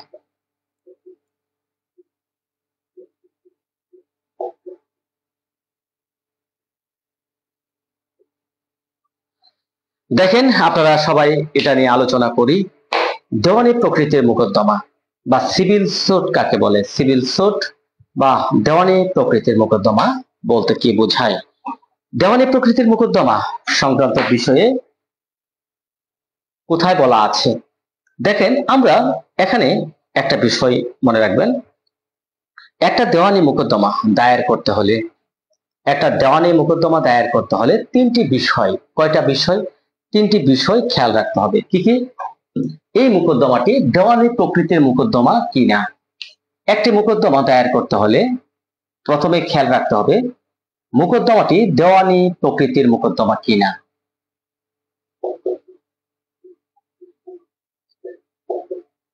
এই মোকদ্দমাটি দেওয়ানি প্রকৃতির কিনা খেয়াল রাখতে হবে।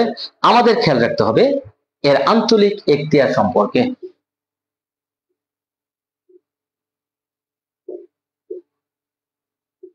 আমাদের খেয়াল রাখতে হবে কি? আর্থিক এখতিয়ার, আদালতের আর্থিক এখতিয়ার।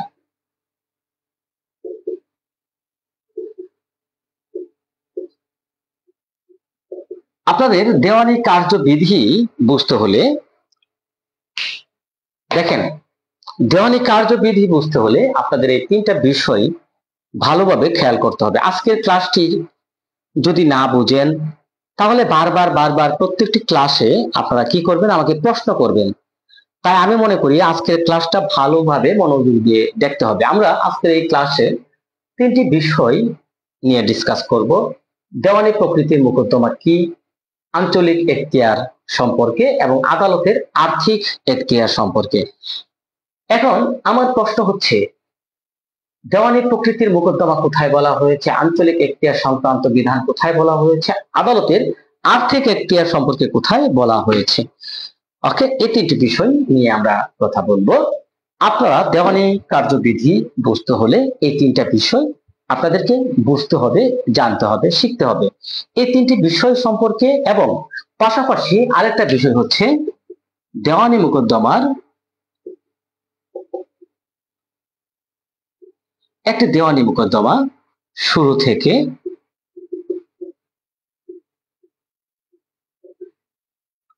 চূড়ান্ত নিষ্পত্তি পর্যন্ত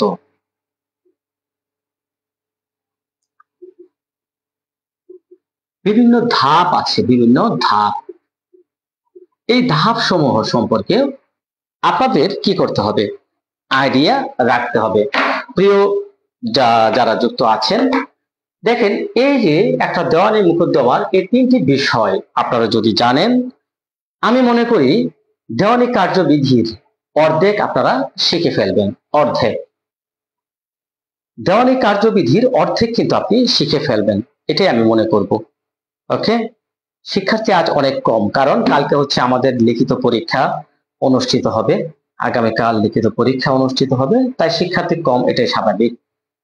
তো দেখেন, আমি যে কথাটি বলবো আপনাদের একটাই, দেওয়ানি কার্যবিধি যদি আপনি বুঝতে চান, এই তিনটি বিষয় আপনাকে প্রথমে বুঝতে হবে। এই তিনটি বিষয় যদি আপনি না বুঝতে পারেন তাহলে দেওয়ানি কার্যবিধি কখনো বুঝতে পারবেন না। একটা মোকদ্দমা, সেটা দেওয়ানি প্রকৃতির মোকদ্দমা কিনা, আঞ্চলিক এখতিয়ার সম্পর্কে ধারণা থাকতে হবে, আর্থিক এখতিয়ার সম্পর্কে ধারণা রাখতে হবে এবং একটি দেওয়ানি মোকদ্দমা শুরু থেকে চূড়ান্ত নিষ্পত্তি পর্যন্ত বিভিন্ন ধাপ, এই ধাপগুলো সম্পর্কে আইডিয়া রাখতে হবে। যেমন মায়া হাসান যে কথাটা বলছেন, তিনটি পর্যায় থাকে একটা দেওয়ানি মোকদ্দমা: শুনানির পূর্ব পর্যায়, শুনানিকালীন পর্যায়, বিচার পরবর্তী পর্যায়।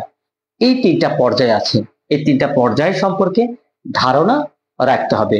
তো প্রিয় ভবিষ্যৎ আইনজীবী, আমরা আজকে এই তিনটা বিষয় সম্পর্কে চলুন জেনে নেই। একটা মোকদ্দমা, দেওয়ানি প্রকৃতির মোকদ্দমা, কোন মোকদ্দমাকে দেওয়ানি প্রকৃতির মোকদ্দমা বলা হয়, আঞ্চলিক এখতিয়ার সম্পর্কে এবং আর্থিক এখতিয়ার সম্পর্কে আমরা জেনে নেই। ওকে, এবং আগামীকাল আমরা কি করব? দেওয়ানি মোকদ্দমার শুরু থেকে চূড়ান্ত ধাপ, তারপরে আমরা ধারাবাহিক বিষয়গুলো জানবো। যে সকল শিক্ষার্থীর কাছে দেওয়ানি কার্যবিধি অনেক কঠিন মনে হবে, কঠিন, আমি আমার ক্লাসের মাধ্যমে আপনাকে কি করব? এই দেওয়ানি কার্যবিধিকে একদম সহজে আপনার অন্তরের অন্তরস্থলে গেঁথে যাবে, এরকম ভাবে আপনাদেরকে ইনশাল্লাহ প্রত্যেকটা ক্লাসে শেখাবো। দেওয়ানি কার্যবিধি পানির মতো লাগবে। এই যে বৃহৎ বার কাউন্সিলের 7টা আইনের মধ্যে দেওয়ানি কার্যবিধি সবচেয়ে কঠিন বৃহৎ একটা আইন। আমি মনে করি আমাদের দুরন্ত ল একাডেমিতে যারা যুক্ত থাকবেন পানির মতো মনে হবে ইনশাআল্লাহ। সবাই বলি ইনশাআল্লাহ। ওকে, তাহলে আমরা প্রথমে দেখি একটা মোকদ্দমা দেওয়ানি প্রকৃতির কোন মোকদ্দমাকে বলা হয়, কোনগুলো দেওয়ানি প্রকৃতির মোকদ্দমা। এটা জানতে হলে আমাদেরকে যাইতে হবে কোথায়? দেওয়ানি কার্যবিধির 9 ধারাতে। কোথায় যাইতে হবে? 9 ধারাতে। দেওয়ানি কার্যবিধির 9 ধারাটা আমরা একটু আলোচনা করে ফেলি। 9 ধারা, এই ধারাটা মোস্ট ইম্পর্টেন্ট। এখানে যে কথাটা বলা হয়েছে দেখেন, court to trial civil suits unless bar, court to trial civil suit unless bar, অর্থাৎ নিষেধ না থাকলে, বারিত না থাকলে সকল প্রকার দেওয়ানি মোকদ্দমার বিচার করা যাবে। একটি দেওয়ানি আদালত দেখেন, বারিত না থাকলে বা নিষেধ না থাকলে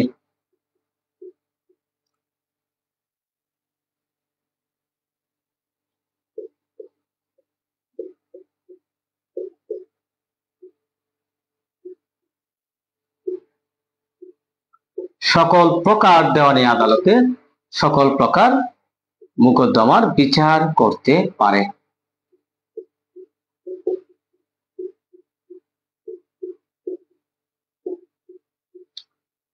এই যে কথাটা, এর কথাটার অর্থটা কিন্তু ইনশাআল্লাহ সোহেল খান, কথাটার অর্থ কিন্তু অনেক। Court to trial civil suit unless barred, নিষেধ না থাকলে দেওয়ানি আদালত সকল প্রকার মামলারই বিচার করতে পারে।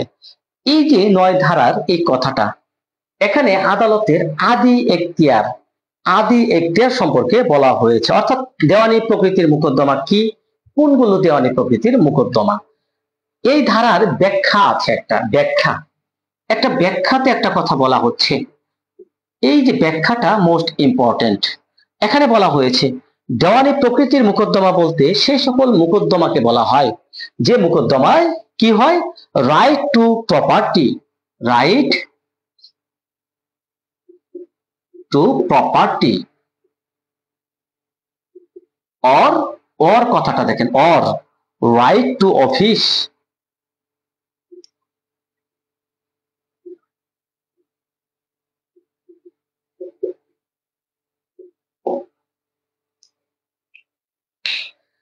দেখেন right two property or right to office.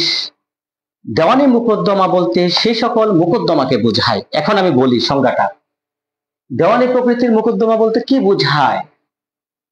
এখানে প্রশ্ন হতে পারে, court to trial civil suit unless barred, যারা আগামীতে লিখিত পরীক্ষা দিবেন আগামীকাল, এইটা দিয়ে প্রশ্ন হতে পারে দেওয়ানি প্রকৃতির মোকদ্দমা বলতে কি বোঝায়।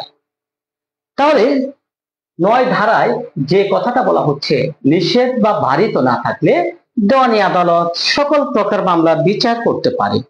ওকে, ভালো। তবে ব্যাখ্যা 9 ধারা, দেওয়ানি কার্যবিধির 9 ধারাতে যে ব্যাখ্যাটা দেওয়া হয়েছে, দেওয়ানি মোকদ্দমা বলতে, দেওয়ানির প্রকৃতির মোকদ্দমা বলতে সেই মোকদ্দমাকে বলা হয় কোন মোকদ্দমাকে, যে মোকদ্দমায় প্রতিদ্বন্দ্বিতা করা হয়, প্রতিদ্বন্দ্বিতা, right to office, right two property, মানে কি, মানে পদের অধিকার, সম্পত্তির অধিকার নিয়ে যে সকল মোকদ্দমা কি হয়, প্রতিদ্বন্দ্বিতা হয়, সম্পত্তির অধিকার, পদের অধিকার। আপনার পড়াগুলো গতবার লিখিত পরীক্ষা পাইলে পাশ করে যেতাম আমি। হ্যাঁ, সুমন সরকার, তাই। ওকে, এখন দেখেন, এই যে আমি একটা উদাহরণ দিচ্ছি, কেমন, ধরেন এটা একটা সম্পত্তি, ধরি এটা 10 শতক একটা সম্পত্তি। খেয়াল করবেন, এই যে 10 শতক একটা সম্পত্তি, করিম নামক একজন ব্যক্তি এটার মালিক। কে মালিক? করিম। করিমের এখানে সত্ত্ব আছে, এই জমির মালিক হচ্ছে করিম। এখন এই করিমের এই সম্পত্তি তার এলাকার কিছু সন্ডা গুন্ডা ভূমিদস্যু, সন্ডা গুন্ডা ভূমিদস্যু কি করলো, এটা জোরপূর্বক বেদখল করলো, জোরপূর্বক ভাবে। করিমের এই 10 শতক জমিতে তার সত্ত্ব আছে, কিছু সন্ডা গুন্ডা ভূমিদস্যু তার এই সম্পত্তি থেকে তাকে কি করলো, বেআইনি ভাবে বেদখল করলো। প্রশ্ন করি, উত্তর করেন তো, এটা কোন আইনের কত ধারায় মামলা করতে হবে? দেখি কোন শিক্ষার্থী আমাদের এই প্রশ্নটার উত্তর করতে পারেন। প্রশ্নটা কি, করিমের এই 10 শতক জমিতে তার সত্ত্ব আছে, দখল আছে, কিন্তু কিছু সন্ডা ভূমিদস্যু এই সম্পত্তি থেকে তাকে বেআইনি ভাবে জোরপূর্বক ভাবে বেদখল করলো। দেব ওয়েট করেন সুমন সরকার, আপনি এখানে কোন আইনে কত ধারায় মামলা করবেন? 36 জন যুক্ত আছেন, কমেন্ট করবেন এখানে কোন আইনের কত ধারায় এই মামলাটা করবে। ওকে, বলেন। ভেরি গুড সুমন সরকার। সরি, সুমন সরকার বলতে গতবারের আমার একজন স্টুডেন্ট ছিল সুমন সরকার, তিনি লিখিত পরীক্ষা দিবেন আগামীকাল। হ্যাঁ, তার নামে উচ্চারণ করে ফেলি বারবার, সুমন সাহেব, এমডি সুমন। 8+42 ধারা, ভেরি গুড, চমৎকার। যে সকল শিক্ষার্থী এটা জানেন না, এই যে আমরা সুনির্দিষ্ট প্রতিকার আইনে সুনির্দিষ্ট প্রতিকার আইনে পড়িয়েছিলাম না 8 ধারা, কারো সত্ত্বাধীন সত্ত্ব আছে, মালিকানা আছে, টাইটেল আছে।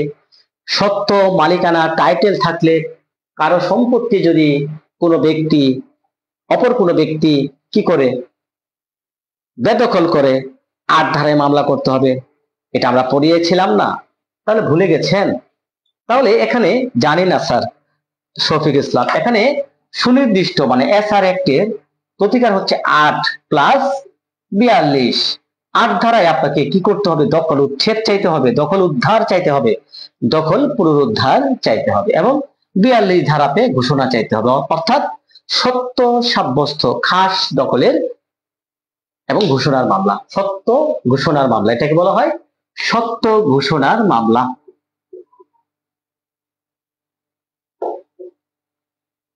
তাহলে দেখেন পদের একটা, এখানে দেখেন সম্পত্তির অধিকার নিয়ে যখন প্রতিদ্বন্দ্বিতা হয় তখন কি হয়, এখানে দেওয়ানি প্রকৃতির মামলা করতে হয়। এইগুলো কিন্তু আপনি থানায় মামলা করতে পারবেন না, এই মামলাগুলো সাধারণত করতে হয় কোথায়? এই মামলাগুলো সাধারণত করতে হয় থানায়, করতে হয় না আদালতে, দেওয়ানি আদালতে।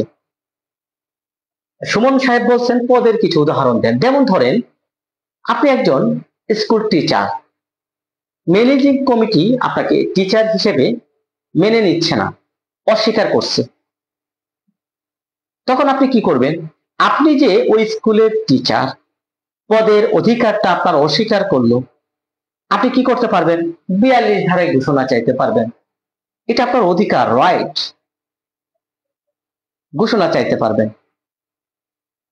ঠিক আছে, তাহলে দেওয়ানি প্রকৃতির মোকদ্দমা বলতে সেই মোকদ্দমাকে বলা হয় যে মোকদ্দমায় পদের অধিকার, সম্পত্তির অধিকার নিয়ে প্রতিদ্বন্দ্বিতা করা হয়। আবার বলি, দেওয়ানি প্রকৃতির মোকদ্দমা বলতে সেই মোকদ্দমাকে বলা হয় যে মোকদ্দমা প্রত্যক্ষ পরোক্ষভাবে দেওয়ানি কার্যবিধি যদি নিষেধ না থাকে যে কোনো মোকদ্দমা বিচার করতে পারে। তবে ব্যাখ্যা 9 ধারার ব্যাখ্যাতে বলা হচ্ছে right two property or right to office, অর্থাৎ যে সকল মোকদ্দমায় পদের অধিকার, সম্পত্তির অধিকার নিয়ে প্রতিদ্বন্দ্বিতা হয় সে সকল মোকদ্দমাকে বলা হয় দেওয়ানি প্রকৃতির মোকদ্দমা। ওকে, এখন আমরা দেওয়ানি প্রকৃতির নেচার অফ সিভিল সুট, এটাকে বলা হয় নেচার অফ সিভিল সুট। আমরা দেওয়ানি প্রকৃতির মোকদ্দমা সম্পর্কে জানলাম, এটা দেওয়ানি মোকদ্দমা পেয়ে গেলাম। ধরেন এই যে করিম, তার সম্পত্তি বেদখল হয়েছে, করিমের সম্পত্তি বেদখল হয়েছে, করিম মামলা করবে কোথায়? কোথায় মামলা করবে? কোন আদালতে মামলা করবে? কোন দেওয়ানি আদালতে মামলা করবে? এটা তো আমাদেরকে দেখতে হবে। তাহলে আমরা দেখেন এখানে প্রথমে আরেকটা বিষয় আপনাদেরকে জানিয়ে রাখি, দেওয়ানি আদালত কয় প্রকার? কমেন্ট করেন তো দেখি, এটাও আপনাদেরকে জানতে হবে। দেওয়ানি আদালত বুঝতে হলে, দেওয়ানি কার্যবিধি বুঝতে হলে আমাকে কমেন্ট করবেন দেওয়ানি আদালতের প্রকারভেদ। আমরা দেওয়ানি প্রকৃতির মোকদ্দমা কি এটা জানলাম। আমরা এই মুহূর্তে জানবো যে কোন আদালতে এই মামলাগুলো করবেন, কোন আদালতে করবেন, এটা জানতে হলে আমাদেরকে জানতে হবে দেওয়ানি আদালত কত প্রকার। কমেন্ট করবেন কত শ্রেণীর দেওয়ানি আদালত আছে, দেওয়ানি আদালত কত প্রকার। এটা জানতে হলে আমাদেরকে আদালতের অধস্তনতা 3 ধারা, ধারা কত? 3।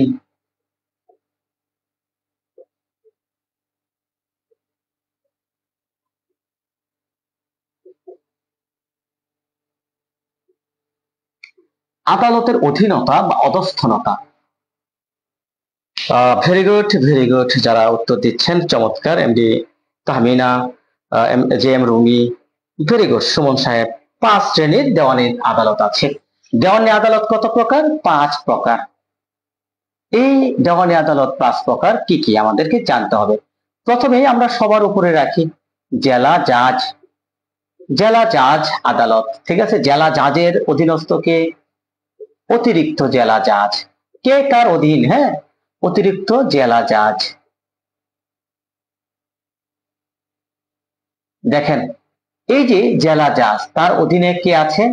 তার অধীনে আছে অতিরিক্ত জেলা জাজ। তার অধীনস্থ কে? যুগ্ম জেলা জাজ। লিখে ফেলবেন সবাই, সবাই লিখে ফেলবেন। 5 শ্রেণীর দেওয়ানি আদালত নিয়ে আমরা কথা বলতেছি। 4 নাম্বার হচ্ছে সিনিয়র সহকারী জাজ।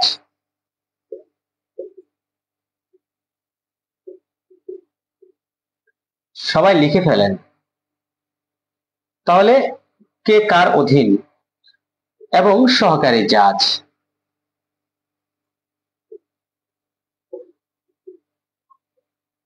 দেখেন এই যে 5 শ্রেণীর দেওয়ানি আদালত আমরা পেয়ে গেলাম। জেলা জাজ, অতিরিক্ত জেলা জাজ, যুগ্ম জেলা জাজ, সিনিয়র সহকারী জাজ, সহকারী জাজ। ভেরি গুড এমডি সুমন সাহেব, চমৎকার।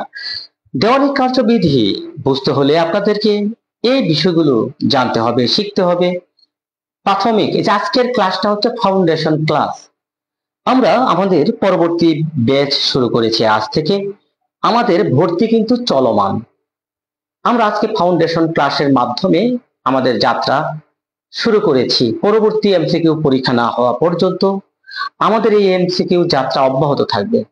যে সকল শিক্ষার্থী বাংলাদেশের যে কোনো প্রান্তে বসে আমাদের এই স্পেশাল ক্লাসগুলো করতে চাচ্ছেন, আগামীকাল থেকে স্পেশাল ক্লাসে, স্পেশাল গ্রুপে ক্লাস হবে। যে সকল শিক্ষার্থী আমাদের স্পেশাল ক্লাসগুলো করতে চাচ্ছেন তারা আমাদের এখানে যুক্ত হতে পারেন। যদি আপনি বারবার বারবার এমসিকিউ পরীক্ষা দিয়ে উত্তীর্ণ হতে না পারেন, বারবার ব্যর্থ, তারা আমাদের এখানে যুক্ত হতে পারেন। আমরা মূল আইনটাকে ভেঙে ভেঙে আপনাকে আত্মস্থ করাবো। তবে একটাই শর্ত, নিয়মিত ক্লাস, নিয়মিত পরীক্ষা দিতে হবে। এবং আমাদের এখানে শর্ত একটাই, আজকে যা পড়াচ্ছি আগামীকাল অ্যাসাইনমেন্ট হিসেবে আমাকে জমা দিতে হবে। এটাই হচ্ছে আমার ক্লাসের একটা ব্যতিক্রম। কারণ আমি বলেছি ক্লাসের শুরুতেই, একবার পড়া 10 বার, মানে একবার লেখা 10 বার পড়ার চাইতে উত্তম। যারা আমাকে নিয়মিত অ্যাসাইনমেন্ট দিবেন, নিয়মিত পড়বেন, নিয়মিত ক্লাস করবেন, সবাই পাস করবেন ইনশাল্লাহ। যদি আপনার স্বপ্ন থাকে আইনজীবী হবেন, বাংলাদেশের যে কোনো প্রান্তে বসে আমার এই কন্টাক্টে ফোন দিবেন, হোয়াটসঅ্যাপে যোগাযোগ করবেন, আমরা আপনাদেরকে আমাদের স্পেশাল পেজে যুক্ত করে দেব ইনশাল্লাহ। সেরা একটা প্রস্তুতি হবে তৌফিক ইসলাম। তো দেখেন আমরা দেওয়ানি কার্যবিধি কয় শ্রেণীর আমরা দেখলাম। 5 শ্রেণীর দেওয়ানি কার্যবিধি। 5 শ্রেণীর আদালতের কথা বলা হয়েছে। জেলা জাজ, অতিরিক্ত জেলা জাজ, যুগ্ম জেলা জাজ, সিনিয়র সহকারী জাজ, সহকারী জাজ। এখন আপনারা বলেন এখানে কোন কোন আদালতে মামলা করা যাবে দেখি। বলেন তো এখানে কোন আদালতে, কোন কোন আদালতে মামলা করা, মানে মামলা দায়ের করা যায়? কোন আদালতে? এটাকে বলা হয় আদি আদালত। আদি, আদি এখতিয়ার, আদি এখতিয়ার। বলেন তো এখানে কোন আদালতে মামলা দায়ের করা যাবে? বলেন দেখি কে কে বলতে পারেন। আমরা ক্লাসের পাশাপাশি আপনারাও কমেন্ট করবেন এখানে কোন আদালতে মামলাগুলো দায়ের করা যাবে, দেখি কে বলতে পারেন। কারণ আজকের ক্লাসটি বুঝতে পারলে পরবর্তী ক্লাসগুলো আপনার অত্যন্ত অত্যন্ত সহজ মনে হবে, পানির মতো মনে হবে আপনার। সবাই কমেন্ট করবেন।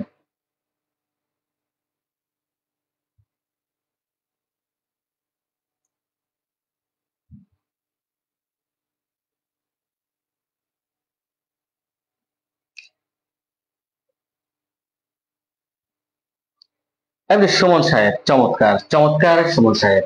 এই যে এই যে তিনটি আদালত, এই তিনটি আদালতে শুধুমাত্র আপনি মামলা দায়ের করতে পারেন। এই তিনটি আদালতেই আদি এখতিয়ার আছে। এই তিনটি আদালতের আদি এখতিয়ার আছে। এখানে আমরা 15 ধারা একটা ধারা আছে, আমরা পড়ব।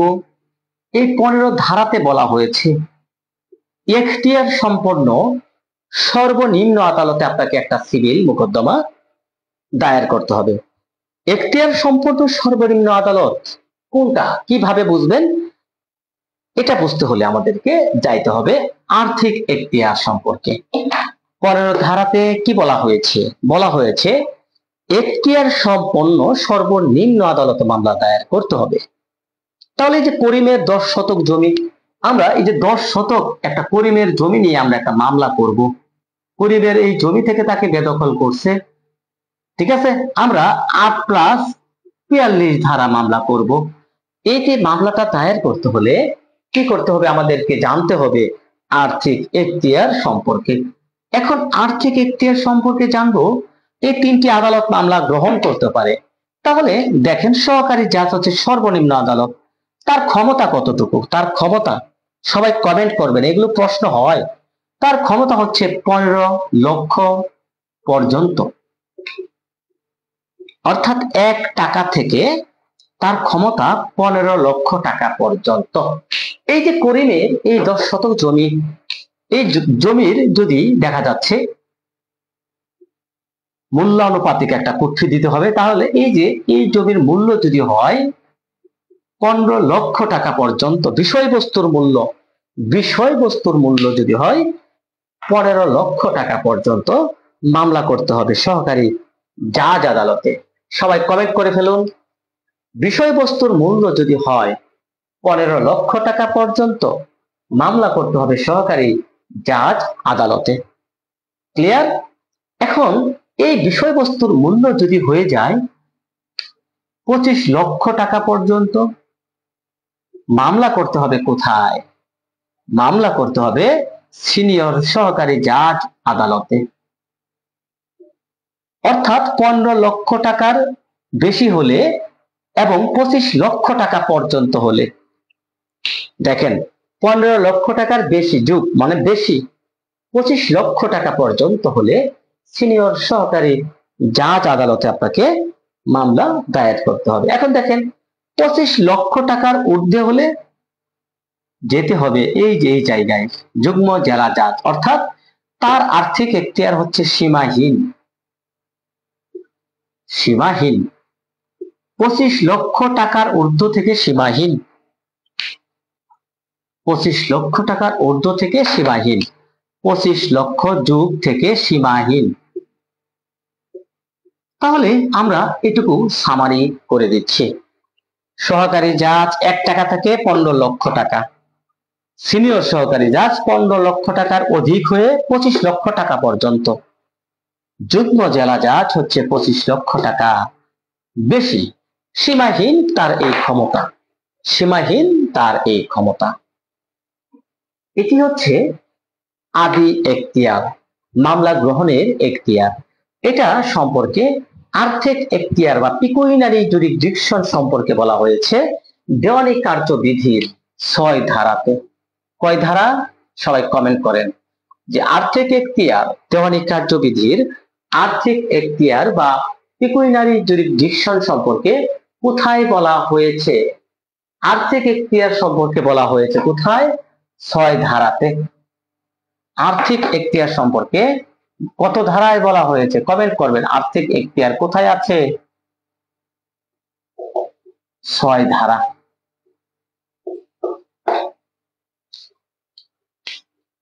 মনে থাকবে? দেখেন তো বুঝতে পেরেছেন কিনা। তাহলে এখানে দেখেন জেলা জাজ, অতিরিক্ত জেলা জাজ, এই দুটো কি করবে? এই দুটার আপাতত কোনো কাজ নাই। একটা মামলা দেখেন, এই সম্পত্তি করিমের একটা সম্পত্তি, একটা ভূমি, এই যে 10 শতক একটা ভূমি, এটা যদি কেউ বেদখল করে, এই ভূমির মূল্য যদি হয় 15 লক্ষ টাকা পর্যন্ত, সহকারী জাজে চলে যাবেন। 15 লক্ষ টাকার অধিক হয়ে 25 লক্ষ টাকা পর্যন্ত হলে যুগ্ম জেলা জাজে চলে যাবেন। 25 লক্ষ টাকার অধিক হয়ে সীমাহীন হয়ে গেলে 30 লাখ, 1 কোটি, 2 কোটি, যত কোটি হোক, সেটা যদি হয় যুগ্ম জেলা জাজের নিকট চলে যাবেন। এখন দেখেন, জেলা জাজের, অতিরিক্ত জেলা জাজের কোনো আদি এখতিয়ার নাই, তবে তাদের কি আছে? তাদের আছে আপিল এখতিয়ার। আপিল এখতিয়ার আছে। দেখেন, আপিল এখতিয়ার দুইটা আদালতের আছে। আপিল এখতিয়ার হাইকোর্ট ডিভিশন এবং জেলা জাজ, দুইটা আদালতের আপিল এখতিয়ার আছে। জেলা জাজের আপিল এখতিয়ার হচ্ছে 5 কোটি টাকা পর্যন্ত, 5 কোটি। হাইকোর্টের হচ্ছে সীমাহীন, এটাও একটু খেয়াল করে রাখেন। হাইকোর্টের সীমাহীন, জেলা জাজের হচ্ছে 5 কোটি।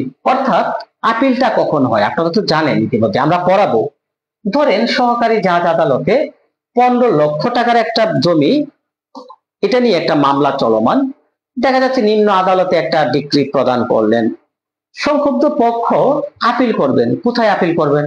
যেহেতু এটা মূল্য 15 লক্ষ টাকা, জেলা জাজের নিকট আপিল করতে পারবেন 30 দিনের মধ্যে। আস্তে আস্তে সবকিছু জানতে পারবেন, সহজে সহজে টেকনিকের মাধ্যমে শেখাবো। ধরেন যুগ্ম জেলা জাজ কি করলেন?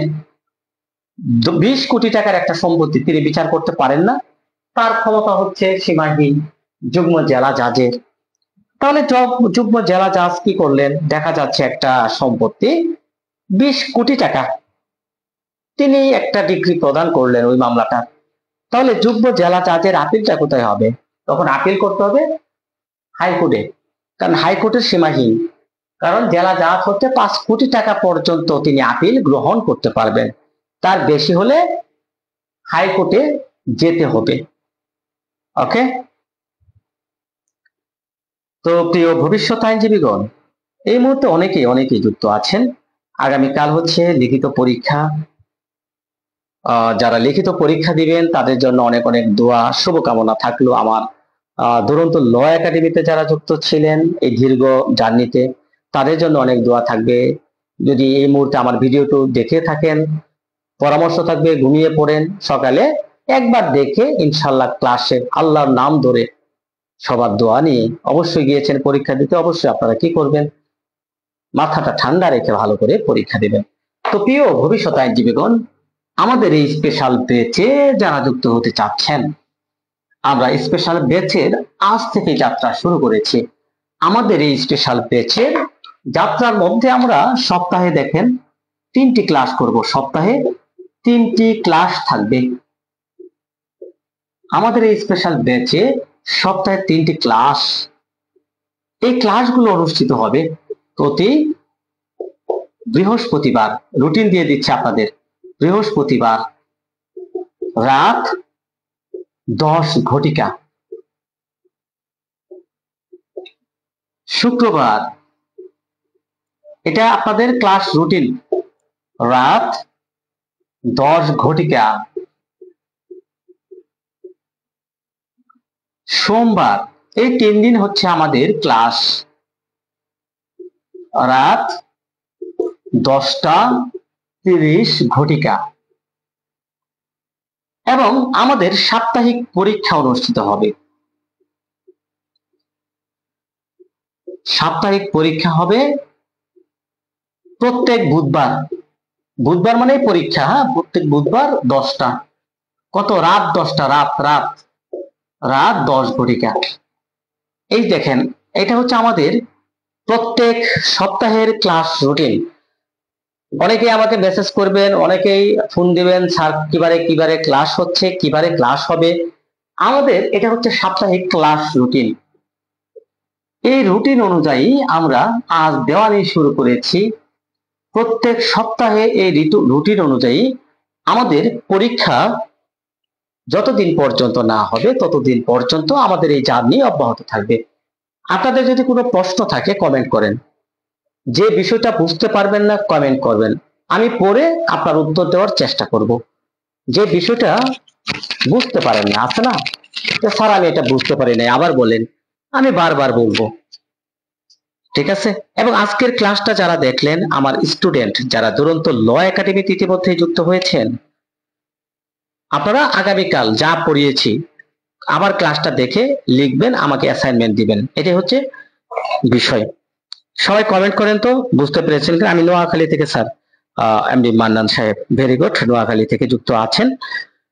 তো দেখেন আমরা আজকে কি শিখলাম। এখানে আমরা প্রাসঙ্গিক আলোচনা দেওয়ানি কার্যবিধির আমরা শিখলাম 6 ধারাতে পিকুইনারি জুরিসডিকশন, দেওয়ানি আদালত কয় প্রকার আমরা শিখলাম, 3 ধারা, 6 ধারা, 9 ধারা, 15 ধারা, 4টা ধারা শিখেছি। কি কি ধারা শিখেছি আমরা জানলাম। আমরা আজকে দেখেন প্রাসঙ্গিক আলোচনা দেওয়ানি কার্যবিধির ইতিহাস জানলাম আমরা। 3, 6, 9, 15 এই 4টা ধারা আগামীকাল পরীক্ষা, লিখিত পরীক্ষায় আমার জেনে কেন মনে হয় এই 3-4টি ধারা থেকে একটা প্রশ্ন থাকবে, দেখেন। এবং যারা আজকে পড়ালাম 4টি ধারা, 3, 6, 9, 15 এবং প্রাসঙ্গিক বিষয়, সবাই আগামীকাল অ্যাসাইনমেন্ট জমা দিবেন আমার স্টুডেন্টরা। স্যার আমার বাকি ক্লাসের রেকর্ড গ্রুপে দেব। গ্রুপে ক্লাস দেব কেমন? প্রত্যেকটা ক্লাসই রেকর্ড, আমাদের গ্রুপে প্রত্যেকটি ক্লাসই রেকর্ড থাকে, ওকে? যারা আমাদের স্পেশাল ব্যাচে যুক্ত হতে চাচ্ছেন, সেরা একটা প্রস্তুতি নিতে চাচ্ছেন, আমার এই যে হোয়াটসঅ্যাপ নাম্বার 01727867215, আমার এই হোয়াটসঅ্যাপ নাম্বারে যোগাযোগ করবেন। আমরা 3টি গ্রুপে আপনাকে অ্যাড করি, Facebook group, WhatsApp group, Messenger group. আমাদের হোয়াটসঅ্যাপ গ্রুপে নিয়মিত পরীক্ষার রুটিন, পরীক্ষার আপডেট, ক্লাসের লিংক এগুলো দেওয়া হয় এবং প্রশ্নপত্র দেওয়া হয়। আপনারা প্রত্যেক সাপ্তাহিক পরীক্ষাগুলো আমাদেরকে বুধবার এই পরীক্ষাগুলো দেওয়ার চেষ্টা করবেন। 3টি ক্লাসের উপরে, যে 3 দিন সপ্তাহে যে 3 দিন ক্লাস হবে, বৃহস্পতিবার, শুক্রবার, সোমবার, 3 দিনের প্রিপারেশন নিয়ে বুধবার পরীক্ষা দিবেন। আরেকটা কথা বলে রাখি, শর্টকাটে আইনজীবী হওয়া যায় না। আইনজীবী হতে হলে আইনটাকে নেশায় পরিণত করতে হবে, আইনটাকে মনের মধ্যে ধারণ করতে হবে। আপনি যদি আইনটাকে মনের মধ্যে ধারণ করতে পারেন, নেশায় পরিণত করতে পারেন, নিয়মিত চর্চা করতে পারেন, আপনি যেখানেই কোচিং করেন, কোচিং না করেন নো প্রবলেম, নিয়মিত পড়তে হবে। কোচিং করলে একটাই সুবিধা, এই যে আমরা পড়াচ্ছি, আপনি ক্লাসগুলো দেখতেছেন, ক্লাসের পড়াটা ক্লাসে আত্মস্থ হয়ে যাবে। অনেক সময় পড়ার একটা চাপে থাকবেন, সাপ্তাহিক পরীক্ষা দিবেন যেহেতু, সেটারও চাপে থাকবেন। এই চাপে থাকার কারণে আপনি কি করবেন, এখানে পড়াটা শিখে ফেলবেন, মুখস্থ হয়ে যাবে আপনার। সে কারণে আমি বলবো অবশ্যই আইনজীবী হতে চাইলে, স্বপ্ন যদি থাকে আপনি আইনজীবী হবেন, এখন থেকে সিরিয়াস ভাবে পড়ালেখা শুরু করতে হবে। যদি হয় পরীক্ষার ডিসেম্বরে, এখন থেকে আপনি আপনার অধ্যবসায় নিয়মিত আইন চর্চা করতে থাকুন, আইনটাকে নেশায় পরিণত করুন, ইনশাআল্লাহ সফলতা আসবে। আর আমাদের স্পেশাল ব্যাচে যারা যুক্ত আছেন অসংখ্য ধন্যবাদ জানাচ্ছি। তারা অবশ্যই নিয়মিত ক্লাস এখন থেকে করবেন। হ্যাঁ, আমরা একটা লিখিত পরীক্ষার জন্য দীর্ঘ বিরতি দিয়েছিলাম, সো এখন থেকে নিয়মিত ক্লাসগুলোতে অংশগ্রহণ করবেন। এবং আপনার যদি কোনো কাছের প্রিয় বন্ধু বান্ধব থাকে, ইনশাল্লাহ আমাদের দুরন্ত ল একাডেমির কথা মেনশন করবেন, ইনশাল্লাহ আপনারা আমাদের ক্লাস, আমাদের হ্যান্ডনোট গুলো যদি শুধু ফলো করেন, একদম লিখিত এমসিকিউ দুইটাই একসাথে প্রস্তুতি হয়ে যাবে। অন্য কোনো গাইড বই দেখার প্রয়োজন আপনার হবে না, কারণ আমরা প্রত্যেকটা আইনের বেসিক, প্রত্যেকটা আইনের মূল বিষয়বস্তু ক্লাসে তুলে আনবো। অবশ্যই অবশ্যই ক্লাসে আমাদের গুরুত্বপূর্ণ বিষয়গুলো থাকবে। আজকে বেশি পড়ালাম না, আজকে এ পর্যন্তই। কারণ হচ্ছে আগামীকাল আমরা গুরুত্বপূর্ণ, আগামীকাল ক্লাস থাকবে, আগামীকালকেও ক্লাস থাকবে, কারণ এই সপ্তাহে বৃহস্পতিবারে ক্লাস নিতে পারিনি, তো তাই আগামীকাল, গতকালকে তো ক্লাস নিতে পারিনি, তাই আগামীকাল, এই সপ্তাহে আগামীকাল ক্লাস হবে শুধুমাত্র, অন্য কোনো দিন হবে না। অন্য কোনো দিনের রুটিন হচ্ছে এটা, বৃহস্পতি, শুক্র, সোম। এখন প্রিয় ভবিষ্যৎ আইনজীবীগণ, আপনাদের একটা কথাই বলবো, সেরা প্রস্তুতি যদি নিতে চান, আপনি বাংলাদেশের যে কোনো প্রান্তে থেকে ঘরে বসে যদি প্রস্তুতি নিতে চান, আমাদের দুরন্ত ল একাডেমিতে যুক্ত হতে পারেন। আমরা অন্য অন্য কোচিং এর চাইতে অনেক স্বল্প মূল্যে আমাদের এখানে আপনাদের প্রস্তুতি দেব। ইনশাল্লাহ আপনারা আমাদের গাইডলাইন, আমাদের ক্লাস, আমাদের যে পরীক্ষাগুলো, এগুলো যদি নিয়মিতভাবে দিয়ে যান, বার কাউন্সিল কখনো আপনাকে ফেল করাতে পারবে না। প্রথম ধাপেই ইনশাল্লাহ আপনি আইনজীবী হয়ে আপনার স্বপ্ন পূরণ করতে পারবেন। স্যার, বাকি ক্লাসের রেকর্ড ডিলিট হয়েছে, বারবার রেকর্ড শুনলে সহজ হয়ে যায়। ওকে, মোস্তফাউদ্দিন দিয়ে দেবো ইনশাল্লাহ। জি স্যার, নাফিসা জাহান। তাহলে যারা যুক্ত আছেন, আপনার কাছের বন্ধু বান্ধব থাকলে অবশ্যই মেনশন করবেন ইনশাল্লাহ। তাহলে আগামীকাল রাত 11টায় ক্লাস হবে, আগামীকাল রাত 11টায় ক্লাস। আগামীকালই শুধু ক্লাস, হ্যাঁ, শনিবারে আর ক্লাস হয় না, আগামীকালই ক্লাস হচ্ছে। কাল ক্লাস কখন? আগামীকাল ক্লাস হবে 11টায়। কারণ আগামীকাল 11টায় নেওয়ার কারণ, আগামীকাল শনিবার আমার একটু কাজ আছে চেম্বারে অনেক। হ্যাঁ, ওকে ওকে, তাই আমাদের স্পেশাল গ্রুপে যারা যুক্ত হয়েছেন সবাইকে ধন্যবাদ জানাচ্ছি। সবাই নিয়মিত ক্লাস করবেন। আবার এই ভিডিওটা যদি পারেন একটা শেয়ার করে দেন, কারণ অনেক শিক্ষার্থী জানুক আমরা নতুন ব্যাচ শুরু করেছি, নতুন ক্লাস শুরু করেছি ইনশাআল্লাহ। সবার জন্য শুভকামনা। আল্লাহ হাফেজ, শুভরাত্রি।